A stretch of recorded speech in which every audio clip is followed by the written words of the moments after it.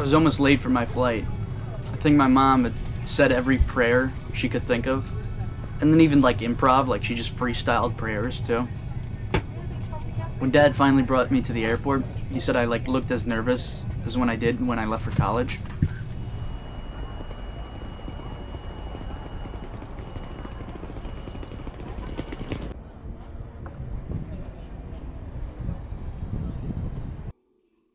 I arrived at the hostel and I had like all these racing thoughts. I just like couldn't get a grip on any of them. That whole first day, really, I was just like a nervous wreck. I was by myself and everything seemed to fill me with like this dread and anxiety.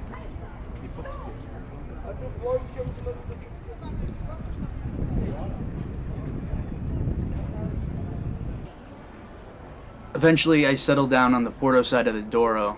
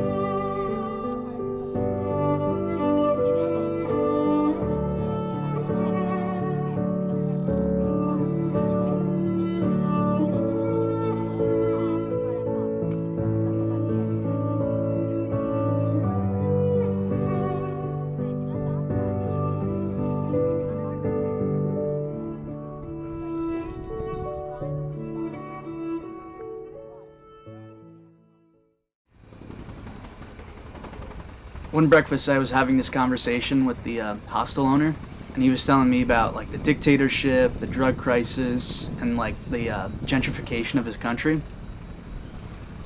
And he said Portugal is no longer for the Portuguese, which I thought was really interesting because my waiter used the exact same phrase the day before. Apparently, the French and English were retiring here, like Florida for Americans, he said. Which meant like the price of everything was for old, wealthier retirees and not for like the average Portuguese person. So now everything being built was for, you know, retirees, tourists, like taking advantage of their economy, which I guess now includes me. So I felt a little guilty about that, but like I'm like I don't know, I'm not the French or English, I guess. The next day I left for Myanmar.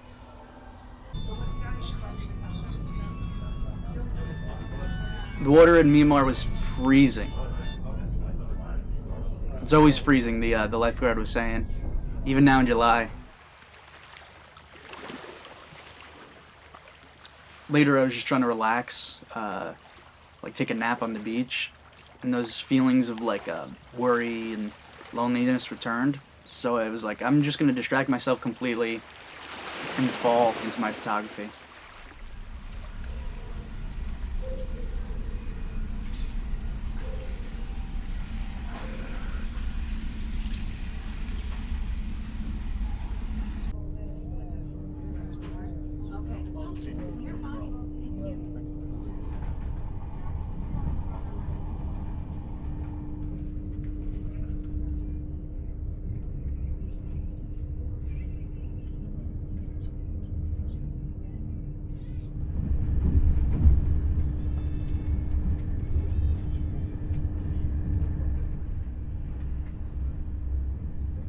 A couple days had passed and I was in Lisbon. It reminded me, like when I first went there, it reminded me of like London for some reason. But not in a bad way. I guess it was just like pretty westernized.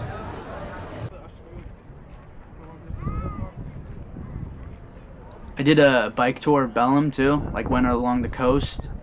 That was really sick. I had that the famous pastry.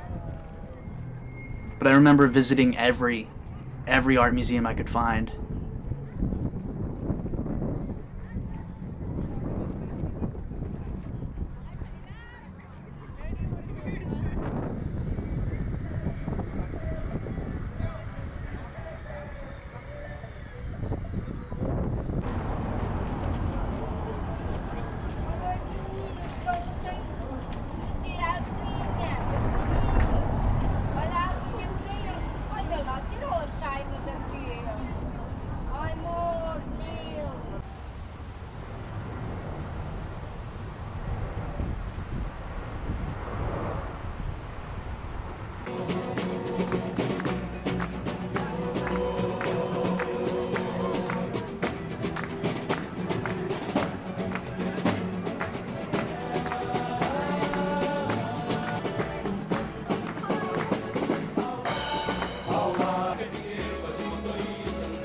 I think in the end I liked Lisbon, but Porto was better to me. It was just like less westernized, but like smaller, more manageable. I ended my stay in Portugal with a trip to Faro.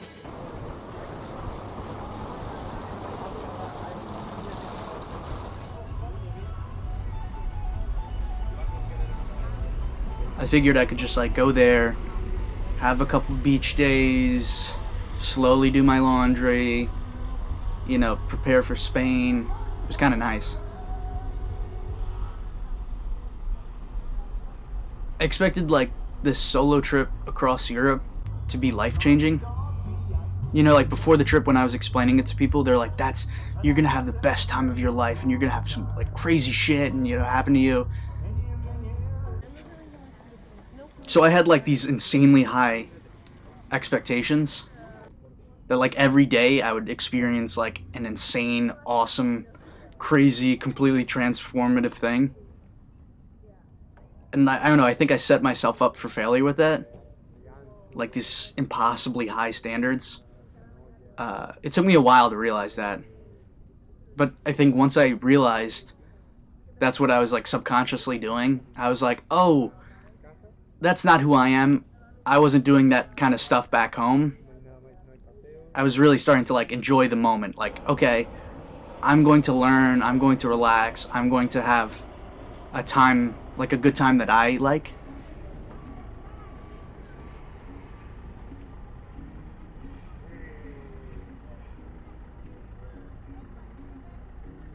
I love Portugal and I would definitely come again.